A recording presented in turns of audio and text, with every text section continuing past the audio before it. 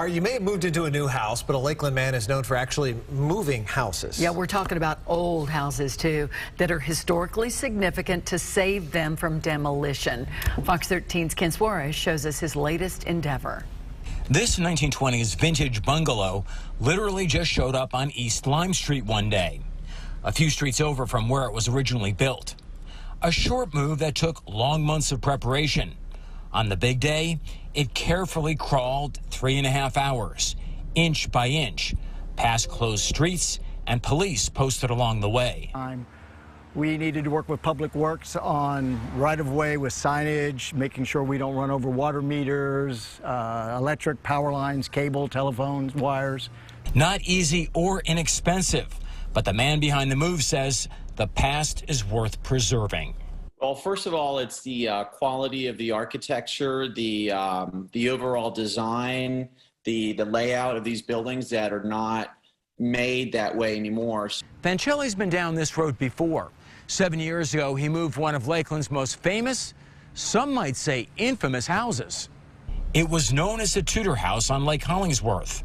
Basically, it's also one of the few structures that can claim to have hosted a First Lady and Elvis in the same building.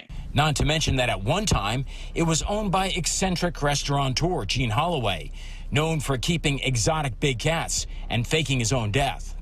The Tudor house is now the Cobb and Pen, a trendy watering hole. Each move for Fancelli is a stab at holding on to what once was. And an adrenaline rush. It feels really good because up until everything is said and done, you don't really know how many details, how many larger items can go wrong.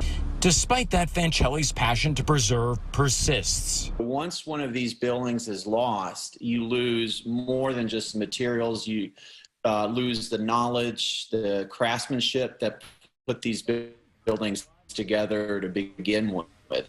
Now this home will be restored and given a second chance, something that many others in Lakeland and elsewhere never get. In Lakeland, Ken Suarez, Fox 13 News. It's a big undertaking, but pretty cool. Can mean a lot, you know, to somebody who's got an attachment to it or somebody who wants to give it that second life, Right. you know, because sometimes they're real quick to tear things down. I know, and they shouldn't.